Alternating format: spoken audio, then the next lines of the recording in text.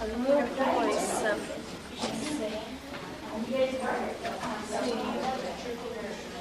This is a shark. Hold on to that.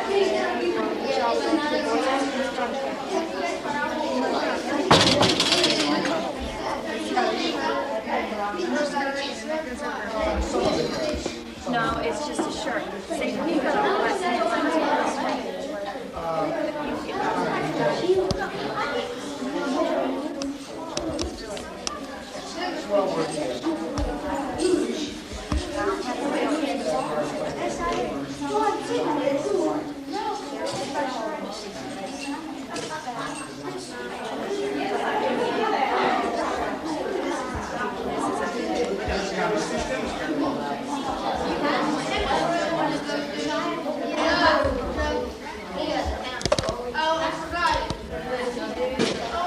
What are you going to do? You church?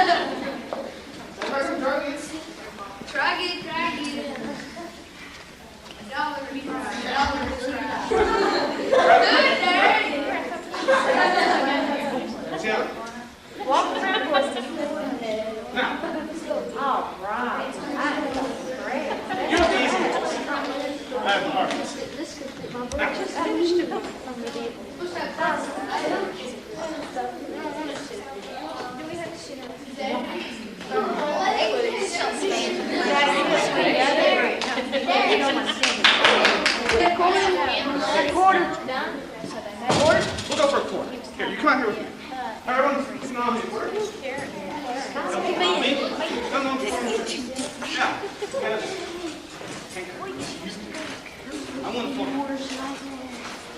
fold it.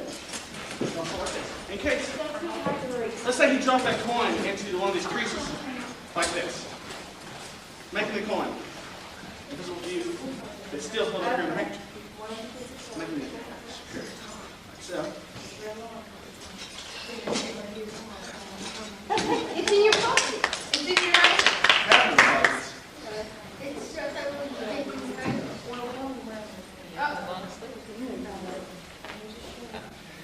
It's a secret. There's a secret pocket in there. It fell out. It fell out. Whoops. There's a secret pocket.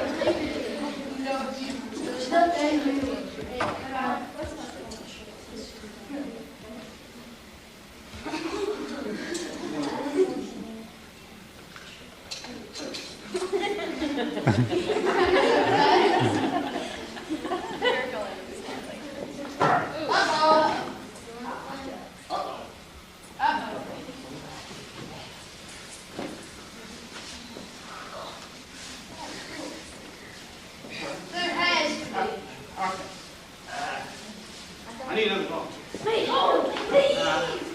Preferably a female volunteer. Go ahead. Go ahead, baby.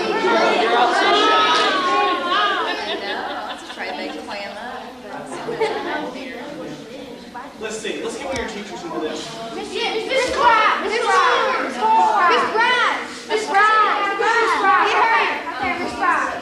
Miss Pratt. Hey, he picked you. Have you ever had this felt bag or wooden handle?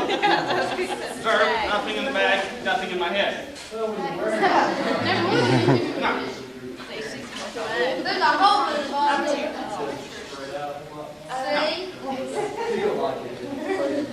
Take this example. Make sure it's a real silk. Alright, what I want you to drop it down this way. Alright. Now, pull it back out. Follow along, the magic is happening. Thank you. Oh, you're good. I want to do that. I want to see Christian Creek do it. Yes. Brad had a bag and figured it out. I know. Maybe something's happening. Hold on to it. Was there any more? No, just kidding. It's very quiet over here. He's questioning. You might have a quarter. Let me see the quarter. Now.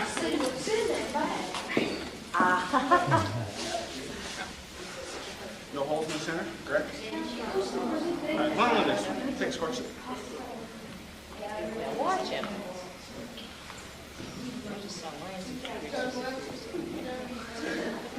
Quarter. Down there. Back now. See the quarter.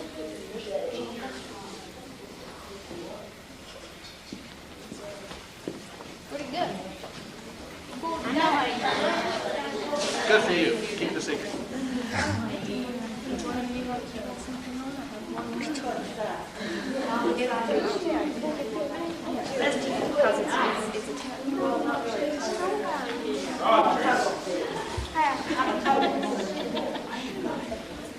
Or some scissors. Does anyone have any scissors?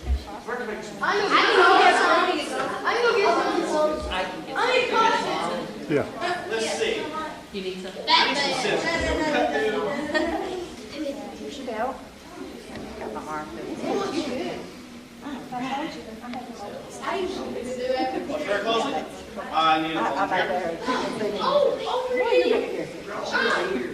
Well, I like to get my people in this way I can get from the way to the first time. Okay, what have I done? It goes all the way down around the butt. So here's where we.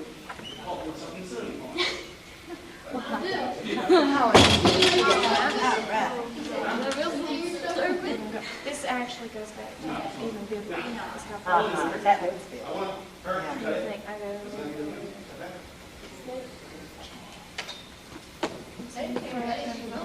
Okay. Is that your right shoulder? Yeah, the right shoulder. Under the front. Okay, and the back over. Let's pull it up some so you have enough. Go back over. Okay. Right, so, right. All right, now. No, I didn't write it down. Well, first.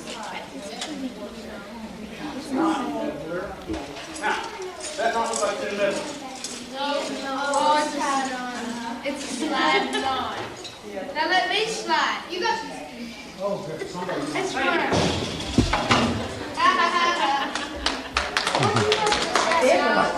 Okay, turn around. Turn around. What are you in a passion? Hey, corn. About that. Well, I've done, you know, I'm Hey, you kick this dude. Right here. I'm gonna read through this with y'all, okay? I got it. Here, hold my hands. 2 sponges. Square sponge. I have to stand Sponge number 1, sponge number 2. Which one do you like? I see, I see it like me like that. Sponge number 1. I want you to take sponge number 1. Very choppy. Very choppy. Very choppy. I'll take sponge number 2. Did she teach you that How word much over? today? I asked you. You know what it means now? I want to know how you did that in this name. Without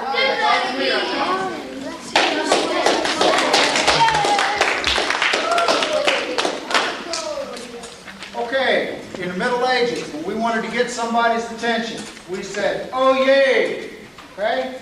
So if we holler, oh yay, we want y'all to pay attention, okay? There, how about everybody doing it? Ready? Oh yay! Great, great. So if you need to get my attention, you can holler oh yay at me, okay? All right. Now, Valera's handing out some paperwork, and Valera is in charge of our event for today. Has anybody got one of these now? Yeah. He done. I'm sorry, I'm always. She was up. She was playing magic. Okay, I asked your teacher to teach you that word today. What was the word? Acting. Okay, does everybody know what it means? Yes. What does it mean? It means the time. Something's in the wrong place at the wrong time. There's a time. Well, I sort of told them a little different. Okay, I'm going to read this and read along with me real quick. This is just who we are and what we do, okay? And it's not necessarily we pretend to be in the Middle Ages, okay? We are the Society for Creative Anachronism. I'm going to skip that first part. Going down to the second paragraph, everybody. The Society for Creative Anachronism today consists of people in the United States, Canada, all the way down to Australia, Europe, you know, over there in England, where the king is, the real queen, excuse me. And there are small groups in many other parts of the world. Any place that is a member of our society or has people that is a member of our society is referred to as being in the known world. That is just what we call ourselves to make it easy to recognize people who's also in the group. All of this is divided into what we have 12 kingdoms. And we do have kings and queens. Each kingdom has its own king and queen who won the crown by sword. Tim is a past king of our kingdom, and his wife will be here in a little while, and she served as his queen. And for him to be the king, he had to go out and fight other men. Here.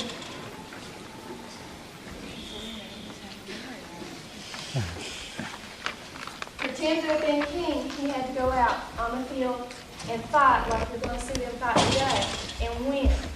And he was king for 6 months, and he was prince for 6 months. Okay? And then somebody else fought and won and took it over. Did they have to fight him? No, he didn't have to fight him. They just, kind of like a basketball tournament or something. It's just a new winner every time. These kingdoms, our kingdoms throughout, are divided into smaller groups called principalities, which is like they had a long time ago was principalities. Provinces, baronies, cantons, shires, and they have names for groups that come from all the languages. Any language that would apply to our group also has names for the groups. In 1992, this is just a year ago, There were over 600 branches of our group throughout the known world. We began in May 1st, 1966, is where a bunch of people got together and decided to do, hey, we're going to dress up and we're going to fight and we're going to pretend like we're in the Middle Ages. Okay. It was the first gathering of people who had like interest in medieval history, and that's what your teacher was studying.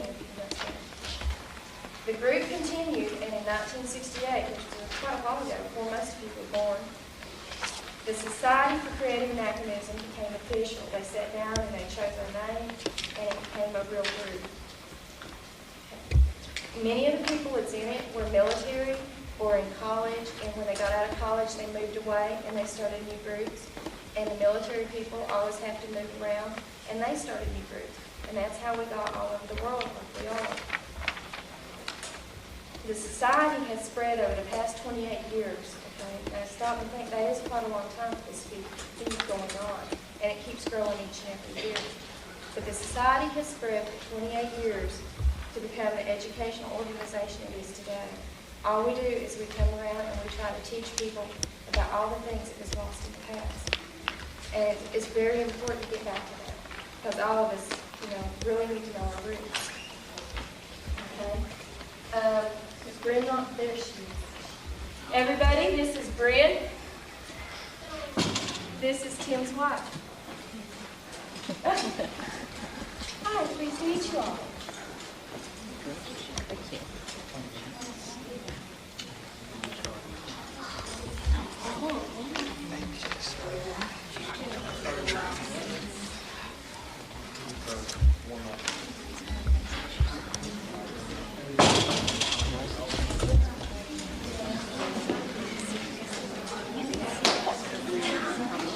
He's wearing, 150 pounds of metal around his body, planks, it makes noise. On top of that, they wrap this horse up in metal too, okay? So a horse has got somewhere around 300 or 400 pounds of metal around him. And there's like 20 horses riding side by side, and everybody's jingling and jangling and making all kinds of noise. And then picture a charge. Now you've got 20 people on this side and 20 people on this side, and they charge into each other. That's an awful lot of metal and people and horses to just crash into one another, right? Horses got scared, and they would shy or jump. And you have to use your spurs to control how to keep the horse going where you wanted him to go. A lot of times you fell out of the horse, though. Okay, I think I have forgot to introduce everybody, haven't I? This is Tim, I already told you his name. And this is Rob, and Tracy, and Bryn, and James. And my name's Valera, okay? And we're very glad to be here. Now, a lot of you have got on some of the clothes that we make, that we wear when we do our events. Everybody want to stand up for a second?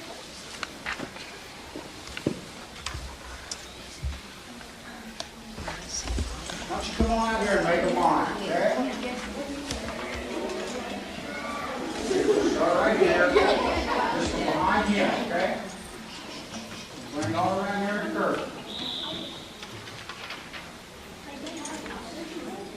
You can curve it on around. Everybody get in the line. I guess we'll start with the latest centuries, and that's about the 15th century is what we deal with. And I'm dressed in the way a 15th century person would be dressed. And because my character plays someone who's very wealthy, I get a very expensive looking dress. All the needle stitching would be done by hand on the dress, but because you have to actually make the fabric and then put the design on the dress, it's only ever done in pieces. There's like an underskirt wouldn't go all the way around because it's just too expensive to do. Your sleeves, my sleeves are in 3 pieces. And it's done that way because if you had to do all the sewing and all the making of fabrics yourself, you didn't have the time and you didn't have the money to do it. So you would just keep adding layers for the different seasons. Because I have all 3 sleeves on, it's very hot and it would mean that it's winter. I'd take the velvet sleeve off and I'd probably wear just the one for fall or spring. And then in the summer when it would be very hot, you'd wear something of white cotton underneath because it was also hard to wash the clothes. So this is the one that would usually get thrown away. On here is black work, and it's a type of embroidery that they use to decorate clothes. It decorates your neckline, your your wrists, and sometimes your underpants too. This particular pattern actually come off out of somebody was wearing it in the 15th century. Almost this exact dress. And when the grave got dug up, they copied how the clothes would look, and then they made this set for me. Next in centuries would be, come on up here. Oh, there was a cavalier. This would be a cavalier outfit, and they were very much into black and very large black skirts, because these ladies rode a lot of horses, and they rode them very well. They'd usually use some kind of bright trim, because even today we still think that brights on darks look pretty good.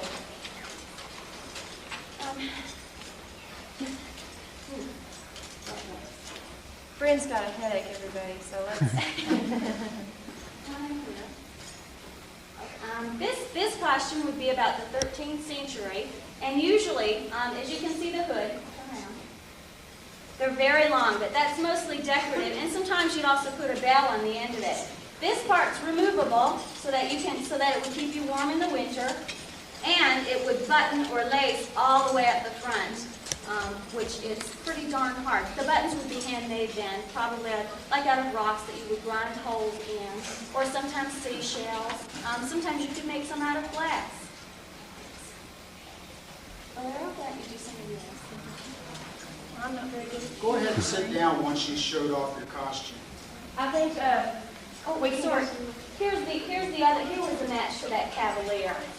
They liked feathers in their hats just because they liked a lot of decoration. And they were the people who did a lot of fencing, almost like the Three Musketeers did, or Zorro. And they liked the capes because they swirl around and they also keep you warm. And they liked the feathers. Can I take your hat off? They liked the feathers for decoration. They also did a lot of bowing then, and if you bowed, you never showed the inside of your hat to anyone because that's where you sweated. So if you bowed, you always turned your hat backward so that people couldn't see the inside of your hat. That's just being taught. Okay, let's talk about your teacher. All right, what she has on is very old. This goes all the way back to what the Greek and Romans wore. Okay, the shawl is made of wool, and it was used to keep warm or to carry things in whenever it was necessary. What she has on under it is just a very simple, lightweight cotton, and it's a straight piece of fabric.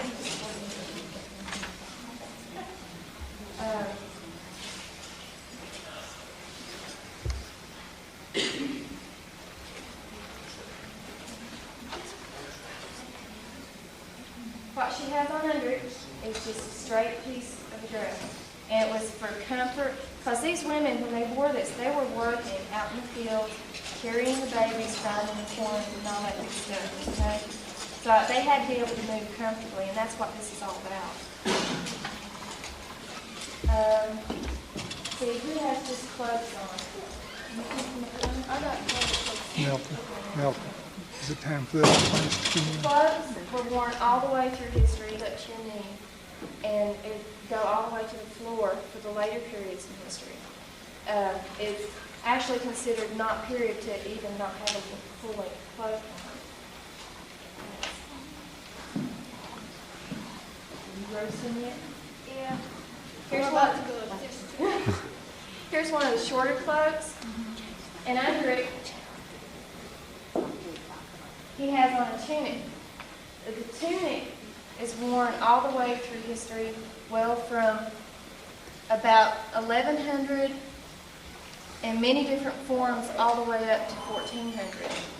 It can be very many different necklines. If you want to look up here sometime during the day, this is most of the time periods, from Roman all the way up to 1500. And you will see that the necklines changed on tunics. Men and women both wore them. And all that was changing was the necklines and the sleeves, but it was all basically the same thing. And it was designed for comfort.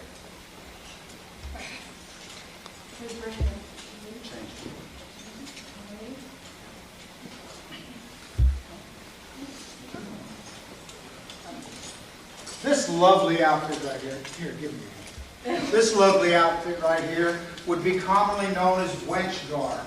Okay? Don't take that wrong. It's nice.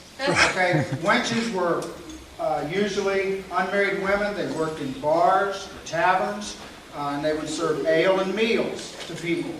Very nice garb, very prettily dressed up. This wench lady, obviously, is a little more well-to-do than most. Thank you. Oh my goodness. Why don't you step right on out here, sir? This is another one of those classic hoods. Little traily thing on here. He didn't get a bell.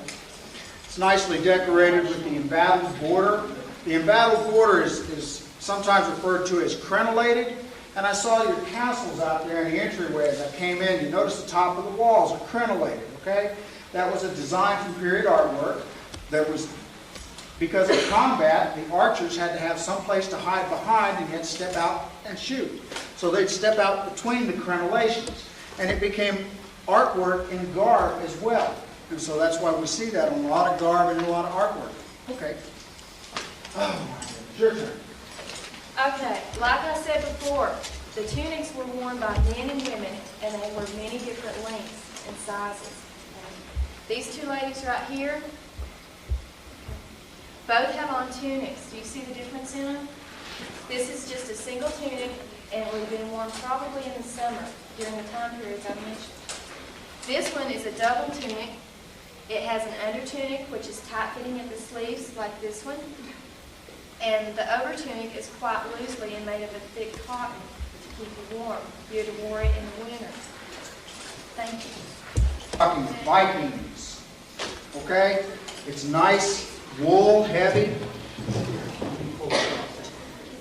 She's got the overshaw that she can drop. There again, just like your teacher had, you could use it to carry things in or wear it for extra warmth. Okay, and once again, we have the winch garb, and it's basically the same as that first one that came up, it's just a different color. Anything else to say about the winch garb? No, I like them though. They were very popular. Thanks. Okay, we're going to teach y'all the word that we taught these other people over here, okay? Okay, listen now. What do you say when you want to get everybody's attention? Okay, y'all understand that? Okay, what they're saying is, oh yay. Okay, it's a medieval terminology that we use when we want to gain somebody's attention, okay? So if we say, oh yay, we're wanting y'all to pay attention to us, okay? All right, y'all want to try it? Okay, ready? 1, 2, 3. Oh yay! Oh, very good, good. Can y'all do better than that? Yeah. All right, ready? 1, 2, 3. Well, I don't know. Okay, we're not talking about tanks or jeeps or any of that stuff that we use today, but we call that armor today. What armor is it's a protective clothing or some substance that you're using to protect your body from damage. I have a few samples that I'm going to let y'all look at. This is called chainmail. It's very flexible. It would protect very well against a cut. If you can imagine, picture taking your steak knife and trying to cut this, okay? Y'all can pass this around. Be careful, it is heavy. Okay? Chainmail was used starting at around 1000 or 1000 AD all the way up to about 1450. About 1450 it started being phased out because they got so much better at their technology.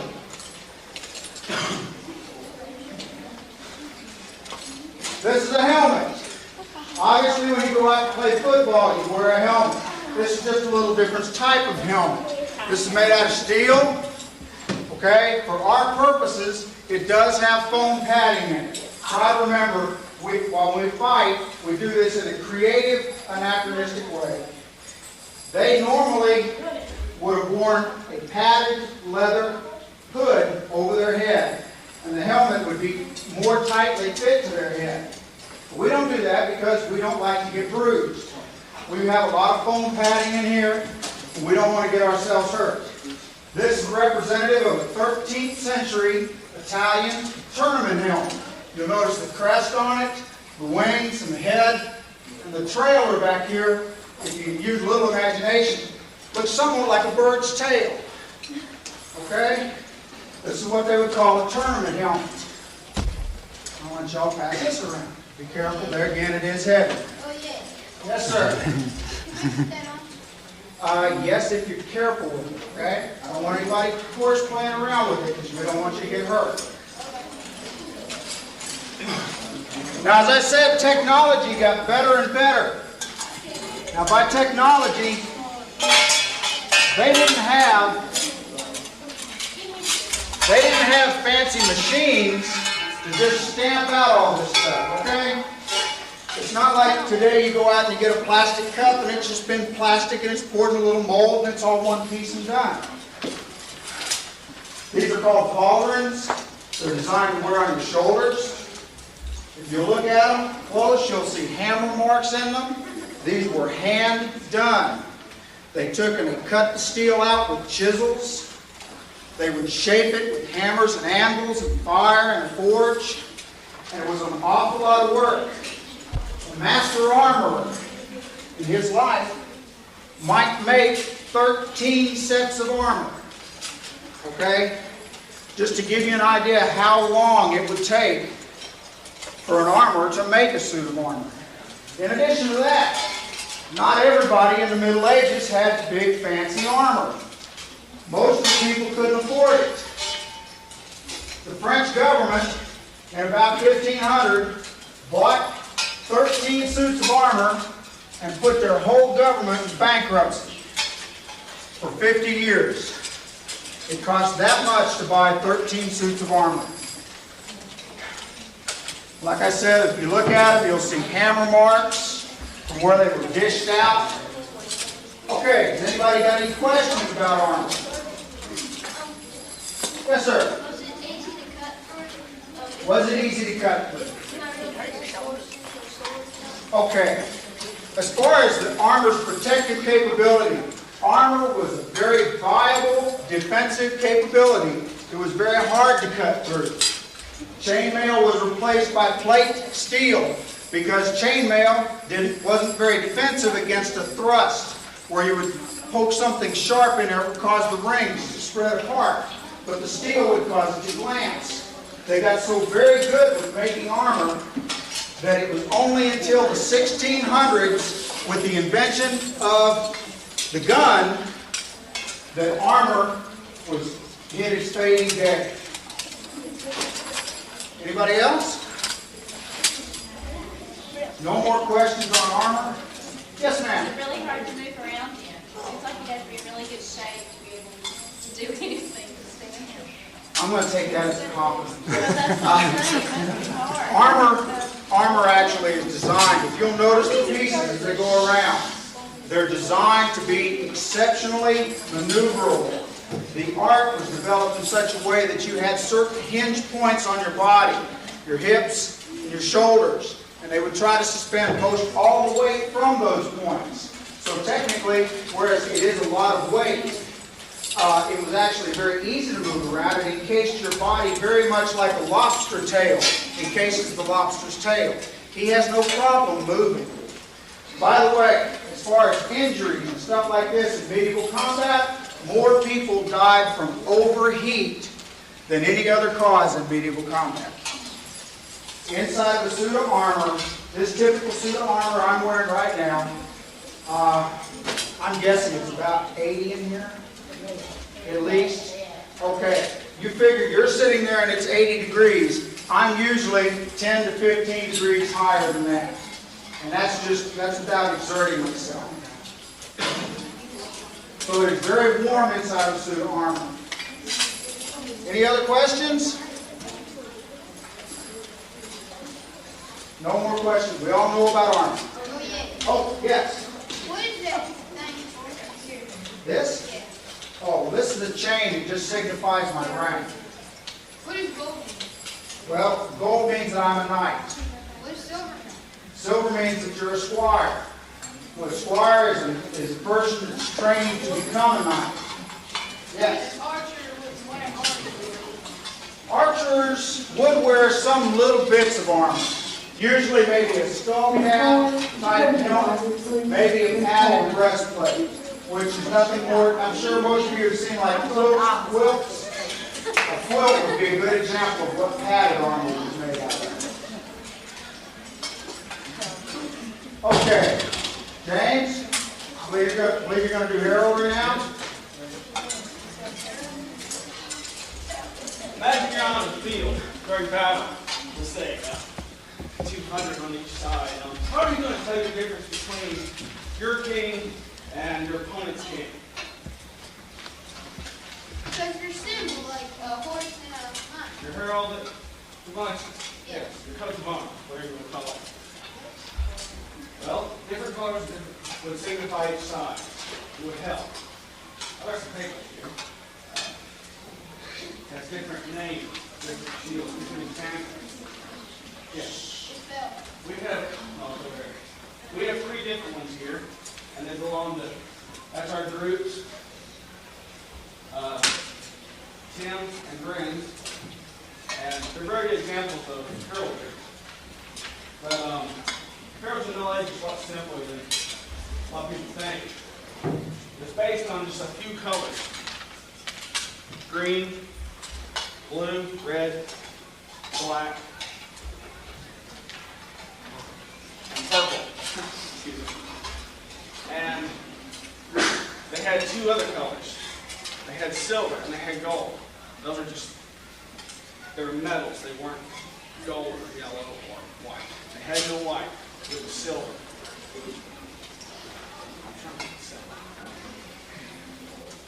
Anyone name for me today where you would find an example of heraldry today?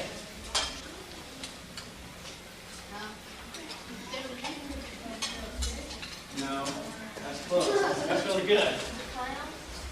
Like using heraldry.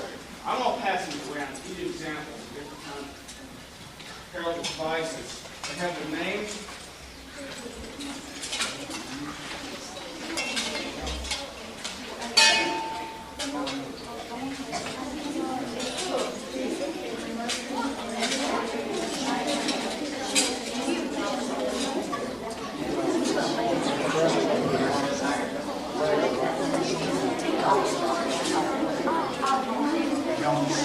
I'm going to pass these around.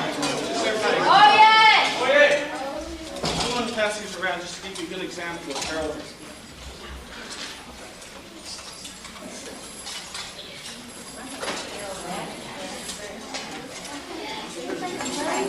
Heraldry is important. You know, I know that every one of you see one of the biggest pictures of modern heraldry today every morning. Anybody think what it is? Flag. There you go, the flag. The flag, the American flag is a heraldic device. The state flag, most flags you see are heraldic devices. All of it comes from heraldry. Heraldry started all the flags, the colors. All of them signify something to follow. During battles, there's different banners and colors. And wherever the banner is, usually used for rallying points under a knight or a king.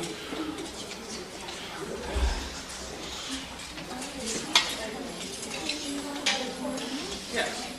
Patty and I, the characters that we play when we do our SCA thing, we're royalty. So we get our own specific banners because that was part of heraldry, is you had to have an awful lot of money to get your own banner. That was just kind of one of the unwritten rules. Because we're married, our banners look similar. We also both fight. It's a common wrong thought that women didn't fight back then. They didn't usually, but sometimes they snuck onto the field as their brother or their cousin or their father. But it didn't happen very often, but it is noted that it happened occasionally. What rank are you? Are you a squire? I'm an accountant, which means that he's my accountant, I'm an accountant, which means we own a fairly large piece of land, which is what we do in the SCA. But because we're married, this is my banner over here. It looks a little bit more feminine than his because it has It has a rainy border. A rainy border, it looks like sunbeams, the way you would classically draw the picture of the sun, the little curvature spines around the outside. And then my banner has a battle border. changes. They're counterchanged from each other, meaning they're exactly opposite mirror images of each other. You'll see the black griffin is on opposite sides on a gold field, but yet the gold Pegasus is on the flip side on the black field. This is because we chose to have similar devices, because we're married. The crown on there signifies the fact that we were at one time royalty, and that's where we get our title from. And because the crown is squared across the top, that stands for a council award. James, could you bring out the shield? Now, how would I recognize my husband on the field to know if he needed my help in battle? I'd know it because we both wear gold and black. So does Rob. We usually fight as a team. So we would know each other on the field, and we'd know to go and help the other person. Hadi also has a specific shield that you can spot almost anywhere if he's carrying it on horseback or on ground. So that would be another clue. The hawk helmet that's being passed around, sometimes people would wear very specific helmets so that you could spot them across the field. Okay. Other places that you might see heraldry in just everyday life, not just fighting, would be because things were so hard to make, like the green dress that I wore earlier. It would take a lot of time and a lot of money to make it. So a lot of times you'd have your device, or my device, embroidered inside your clothes, on your handkerchief, sometimes painted on your papers, or on your plate, anything you own to try to mark it as yours, to make sure that nobody could steal it and everybody knew that it was yours. Okay, one more thing. Just so you know what you're looking for. If you'll look at things and look for like the Toledo logo on toy boxes. Those things are little symbols of heraldry that's done today. Little logos, the Cadillac symbol that's on a Cadillac car, and different things like this. There's many, many examples of heraldry in use today.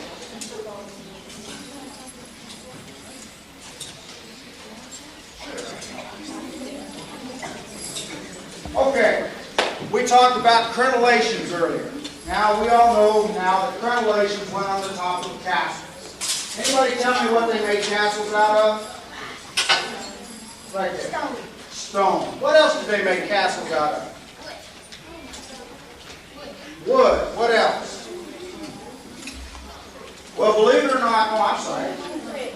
Brick. Okay. Well, believe it or not, they actually made castles out of all of that stuff. Only in the later centuries did they make them completely out of stone. And David can be out of clay.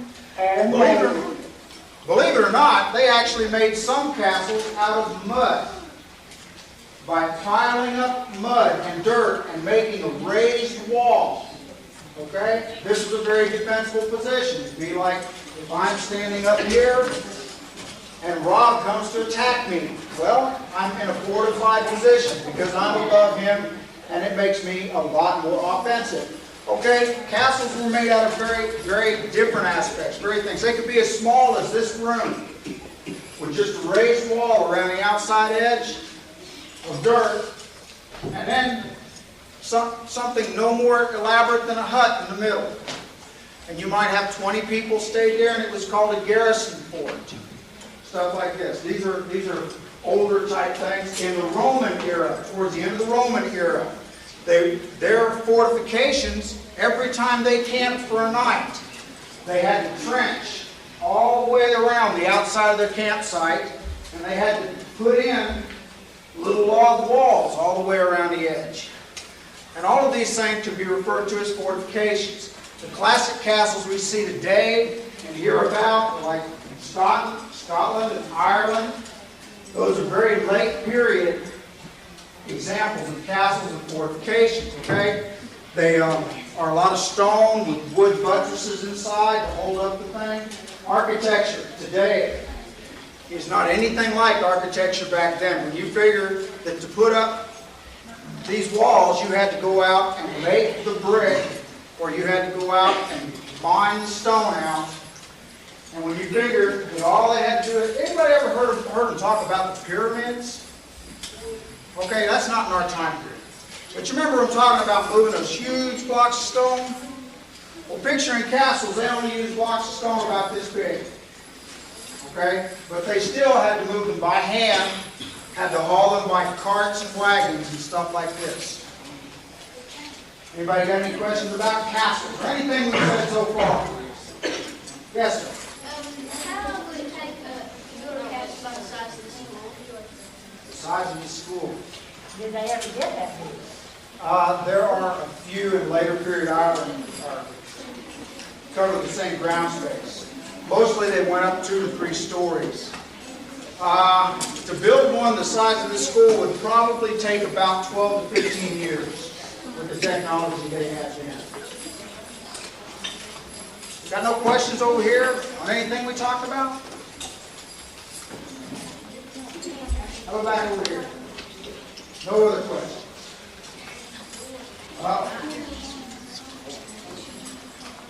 Yes, ma'am.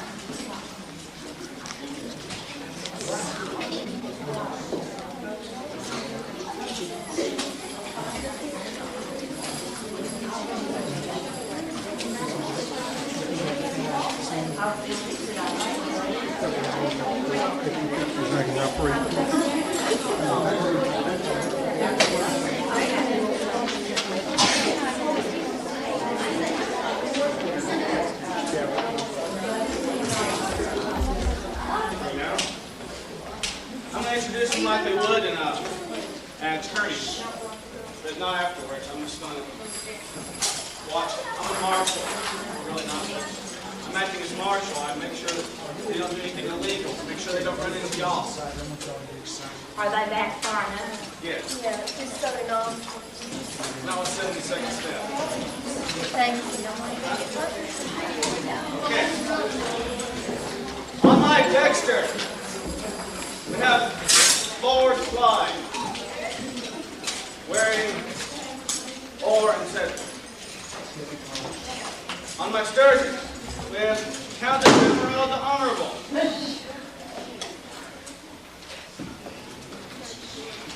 You ready? I'm a lord. Begin.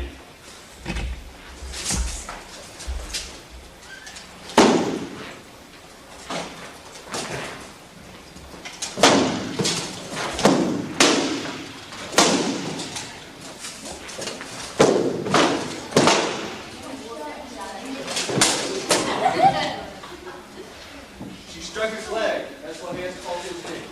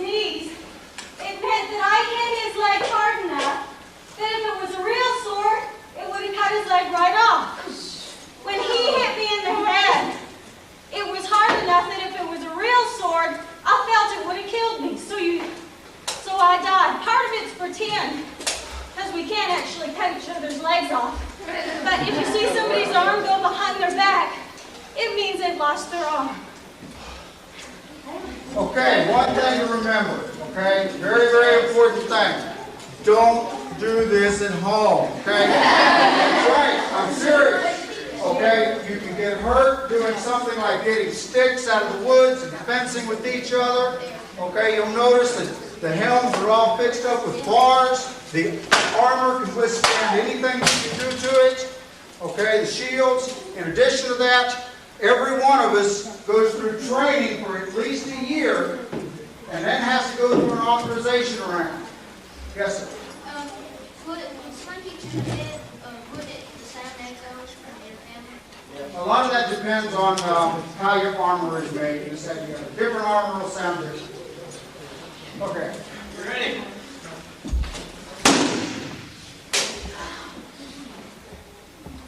Begin.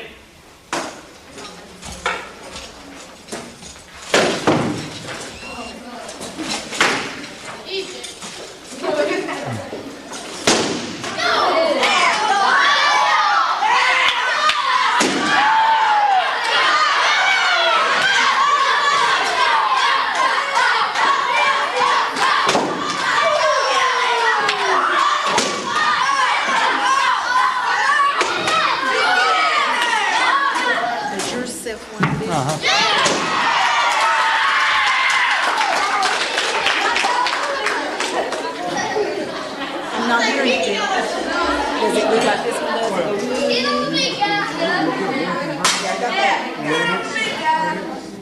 I stay steady to try to shoot. When you shoot, it'll Messed up your first two, didn't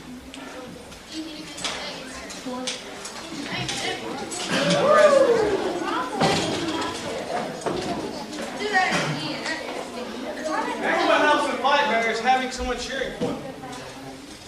Another important part of medieval fighting, if you were just practicing, was that someone gave you their favor, which would be a part of their dress, a piece of ribbon, a flower, something to say that you were fighting for their honor. Or the person fighting could give you a token to say that they're fighting for your honor. And I'd like to give this to this gentleman who's been asking questions. He inspired my honor this day, sir. Hey, I don't want to fight him. Yeah, I want to fight him. I'll take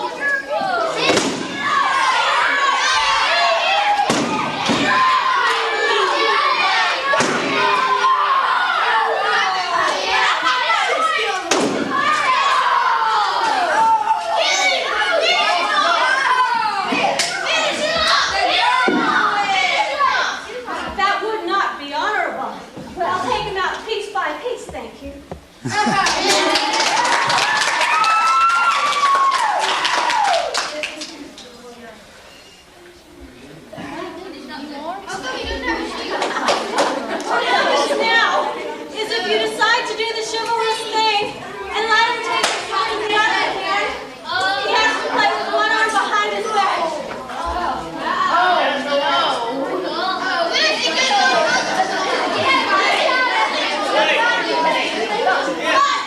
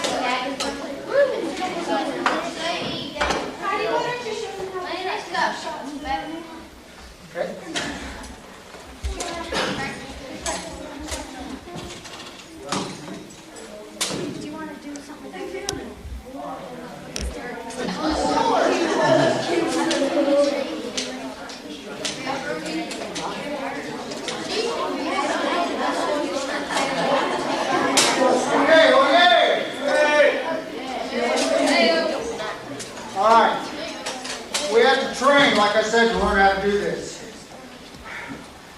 There are several things that go into this, but we're going to try to show you just a few so you can get a picture in your mind what it is that we do. Bear in mind that I've been doing this for, I guess, 10 years. Rob's been doing this for 5 years. Okay? In the Middle Ages, I might have had to do this for 15 or 20 years to gain rank and privilege and acknowledgement. Because it was a lifestyle. It'd be like getting a job today and working towards retirement or towards being the president of the company. Okay? All right, Rob, are you ready? One of the first things we'd do is we would teach our new person defense. So Rob, you will be going defensive only.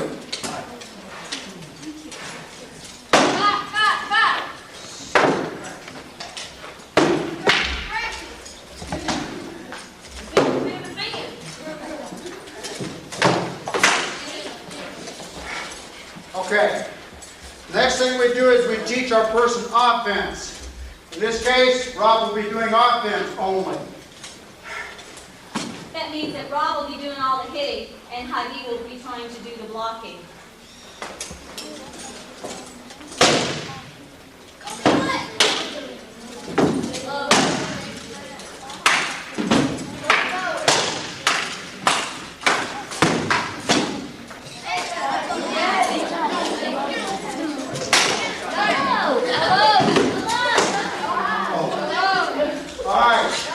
Once a person has learned enough to be able to control his shield and his sword safely, we put a key on everything. If it's not safe, we don't do it. All right? In answer to a question we usually get, we don't do anything on horses except maybe ride horses. We don't fight on horses. Ready? Turn it style around. Call your blows.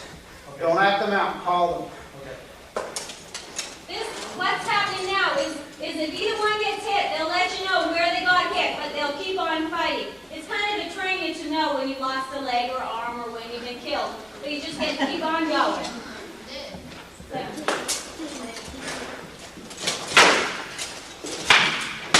Good leg. Head.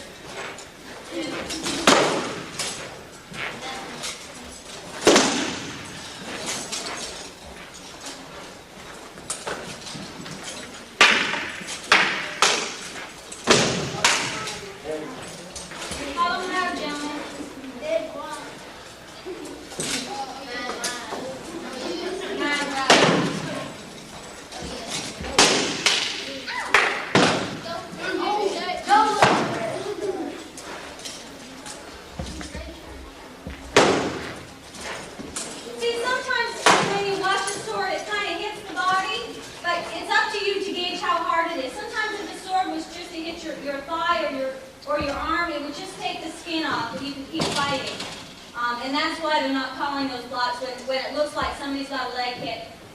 It wouldn't, the sword would not have gone through and it just would have been injured. Yes? Like when you're fighting for the king spot, isn't it kind of, like say he thinks that he hit him and he should be dead, but he didn't think he got hit. Okay. The way we do our combat. Okay, we have trust and faith in everybody that we allow to put on armor and come out here. We do it entirely by an honor system. He's trained, hold the shield up, to know that that much force would be a good shot. If it were clean, if it didn't glance off his shield and stuff like this.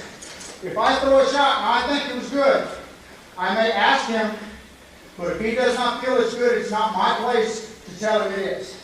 We do it entirely by an honor system.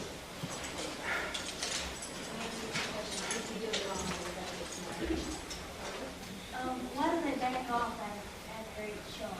Because it's, your swords are very, my armor would weigh about 50 pounds.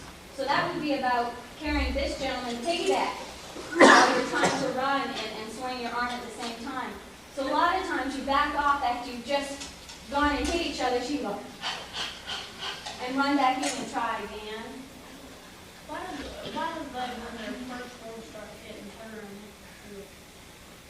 It's just a way to let your person know that I've got your attention, and it's kind of a bit threatening too. If somebody's banging something really loud at you. Intimidate.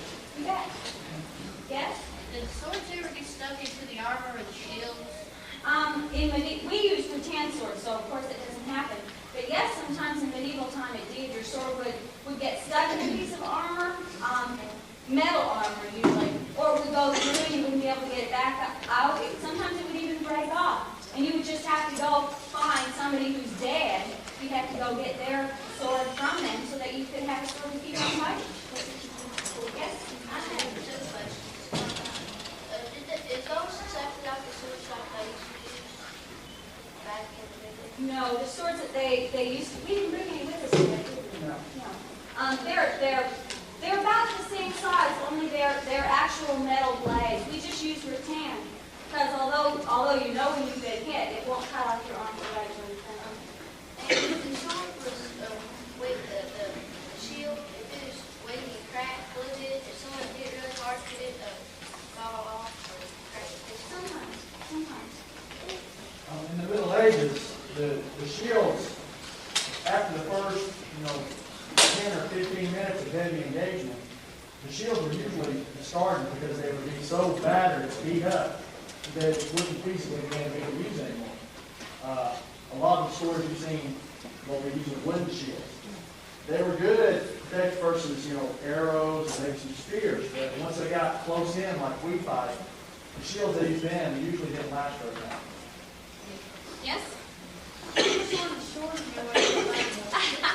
I'm not as strong as they are, so in order for me to be able to throw a really good sword blow, I use an itty-bitty sword because I can throw it hard and I can throw it fast. But on the other hand, it's also pretty scary when you get in right next to Rob or somebody bigger to try to hit him with that little thing. But I can hit people hardest and fastest with that little sword. Feel like somebody short like you use a little sword with somebody else? It really depends on personal taste, because, sometimes I do use a bigger sword. I just really like that little sword. But my other swords are all different lengths. I go as big as this, and so would somebody in the Middle Ages. And sometimes I fight with a spear, which is, 5 or 6 feet tall. It's so that if somebody hits your sword with their sword, this will stop the blade from cutting through. Oh, this? Oh, because you know how sometimes in the Middle Ages they used to stab you? We can stab each other too, only we really don't want it to go through us. Just put this little rubber thing on it. I don't have those on my sword, so I can't. I'm not allowed to. Yeah, he'd never be able to stick you, but I could stick you with this stick. Any other questions? Would you like to see one more fight? Yeah. Would you like to see a fight? Use the, let's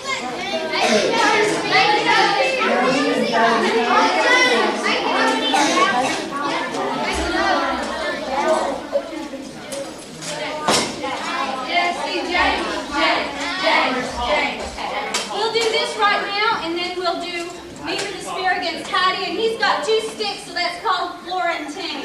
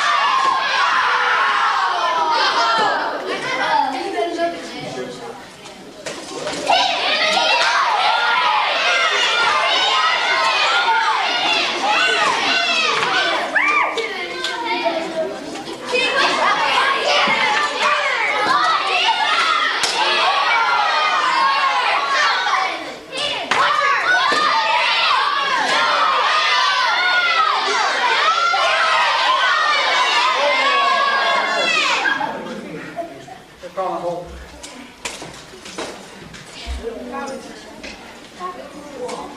ahead. Cold means we got too close to something.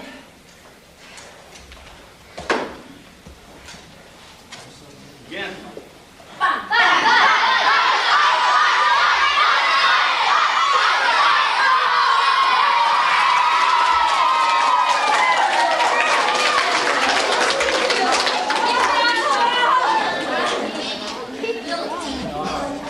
He still thinks he can beat me, even though I've gone down. So he thinks he'll go on down and be nice, so that I'm not having to look up at him. It's a nice thing. We call it active chivalry. What did you say? Thank you. We call it active chivalry. I know, but what did you say? Oh, I said thank you. That's all. We very much enjoy. Aaron Peters, continue out with please. Aaron Peters.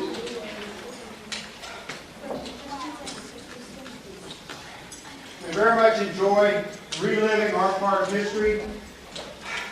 Now we're going to do some questions and answers and do a little discussion about medieval style feasts. Yes, ma'am. Why do you have on different belts and what What do they mean? My white belt means the same thing as my gold chain. Same as the spurs. They're all three symbols of my knighthood. His red belt and his silver chain are symbols of him being a squire. He is my squire. Just a second, I need to interrupt. Would everybody who's dressed in costumes that needs to go to the restroom, could you go get changed so we can be sure to get our clothes before we go? And Tracy will go with you. If that's Well, with some of them.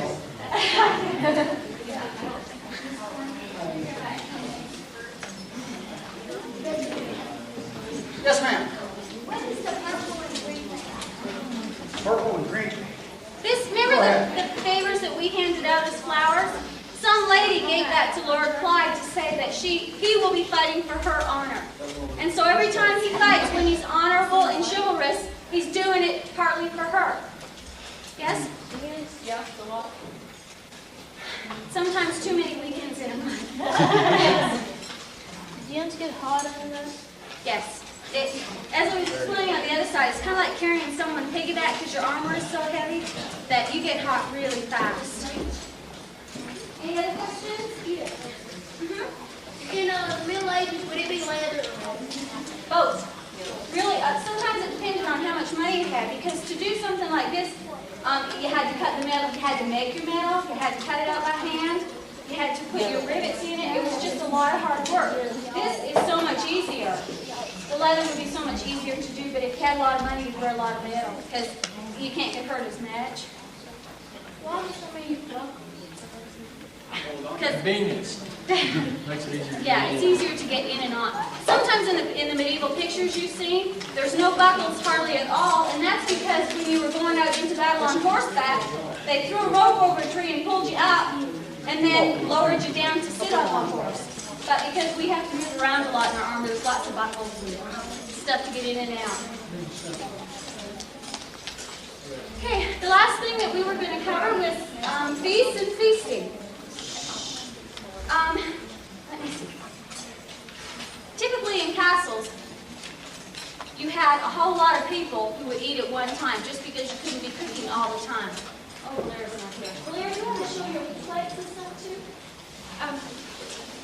Your typical feast would have lots of courses, which means they would go one after the other. You'd usually start with like soup and bread, and then cheese, and then they'd bring out, clear off all the garbage from the table. Bring out something else like a meat. Wait till you eat that, and then bring out potatoes. Usually because they only had one oven to be feeding so many people that they would do that. They didn't have a lot of garbage because you generally ate all that you were given to make sure you'd have enough. And there was always dogs running around to pick up the bones and such.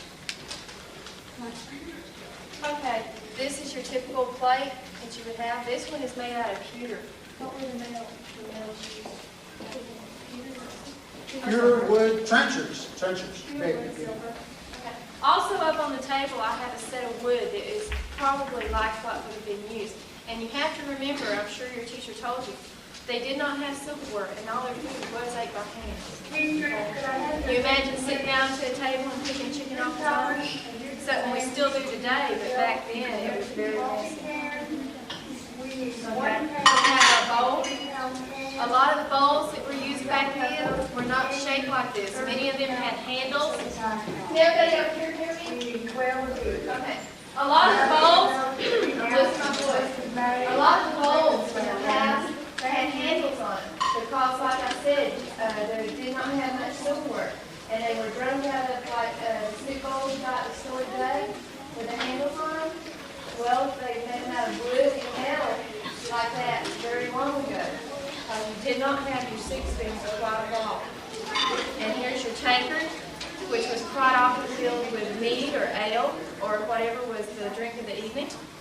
And up there I also have a pewter stem for the wines and stuff. And this was your basic feast here. Most of your poor people, though, when you baked your bread, you'd scoop out all the white part and just eat the white part, and then you'd use the outside crust as your bowl. It's called a trencher. Or you just scoop out a piece of wood and make your plate, just depending on how poor you were. No. In the Middle Ages, they ate till they fell over because they starved the rest of the time.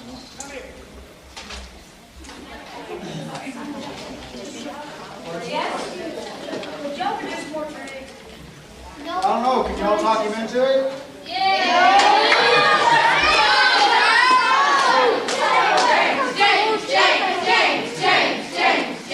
James. Do the bowling pins.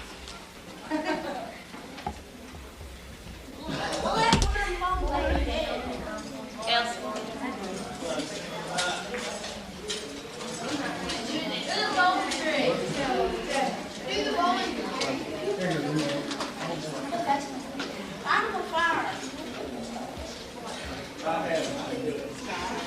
Yeah, a lot of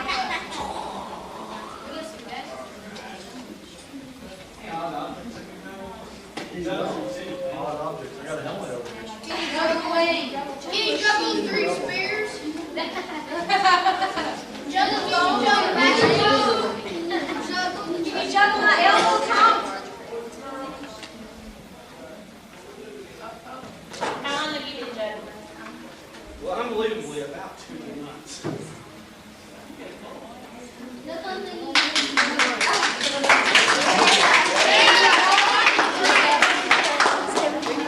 The bone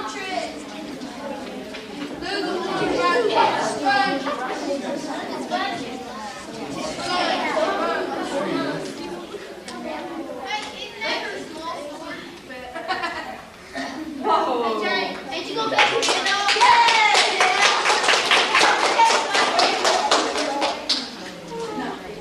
Hey, you're the spear. Where do you learn to start doing that? Where did I learn? Well, I went to an SCA event, and I saw me and one of my friends were doing magic competition. And we did some magic for some kids, first and second graders, and this other boy who came in after us, and he juggled. And that steamed me basically because I couldn't. So I learned.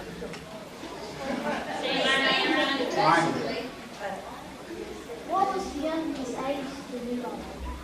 Let's do what? This? Yes. Any age you can Any start age, learning. as long as you can comprehend something, you can do it. Juggling is not hard, you just have to learn how. That's the only hard part, is Can learning you how. explain how you learn? Oh, yeah. Is there a certain way to pop the ball? Yeah, there's certain- Juggling starts with 1. Okay? Basically, just knock back and forth. It's like catching yourself. That's what it is. I did this for about 9. Well, all juggling is with 3 balls is this. That's all it is. So what I do is I throw 1 ball. And when it reaches here, I throw the other one up and under. It goes up like this. That's all I'm doing. And what it is, it's like doing this. And you just have to throw in the third one. And you just got to keep them. Basically, all you're doing is keeping 1 ball in the air. It just looks like you're keeping 3 in the air. What's your question? How do you have to be In order to fight, you have to be 18 years old, but you can start training before before then. I started training when I was 17. Yeah. But Anybody of any age can join the SCA. We do have restricted age limits for fighting because of the safety, but however, we have age limit categories for everything from archery competitions, all the way up and down the line. They do have a type of fighting that minors can do. It's called boffle fighting. They're very special weapons. They're made of mostly closed cell foam. And that basically is fought to a touch. Just a touch would actually kill your opponent in that case. So any age can join. Yes, sir. It's fun. Well, we'll see if we can talk you into it. I'm sure while you're melting that. I'm 3 days. You don't know how to throw a knife, do you? I can. Oh, we're not really good. I wasn't going to do this, but I think I will.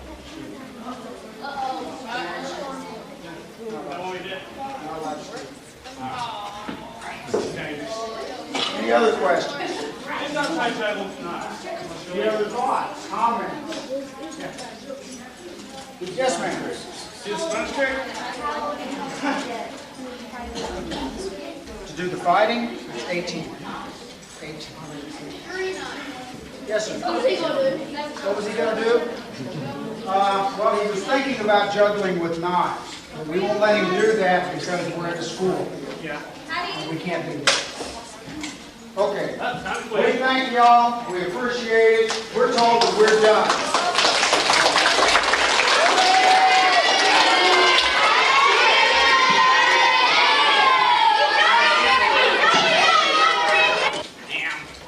Where at? Up here on the top step? Well, I was going to try to save you from climbing up the steps with all that heavy armor on. Oh, Let her up there. I don't want to take one. do I look good? you look fantastic. No, I'm honest. Your hair's everywhere. Is it? Just a moment, sir. I'll fix my hair. I may be in armor, but I got vanity. Legs were good, huh? Good. I think this is going to be impossible. I think Valera has skipped out on us, hasn't she? I think she was getting a phone number. Something. I heard from that.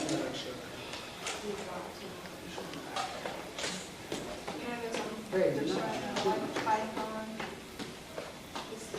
Unless you got a brush. Caleb and Jacob Holloway, come to the office, please.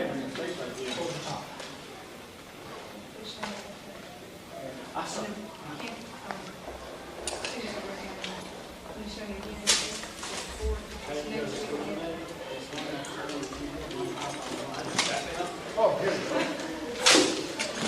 go. There you go. That's good. That's good. Where are you going to stand?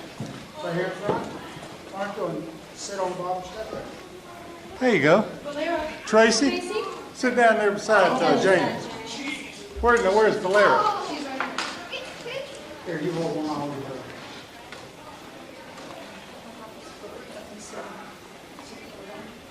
You're fine for that.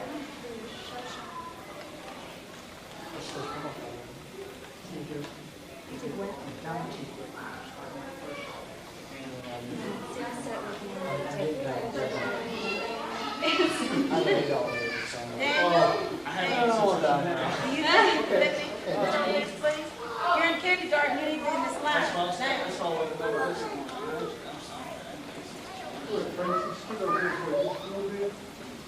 And James, and Valera, you come down here and sit on this Right side. on the James. end. Now, let's talk the cemetery here. Well, see, somebody knew what I was doing. All right, look this way now.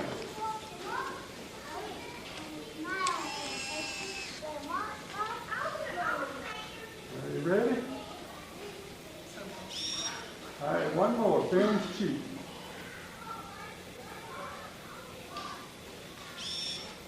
It's still pretty cheap. Do you want to smile or what? Yeah.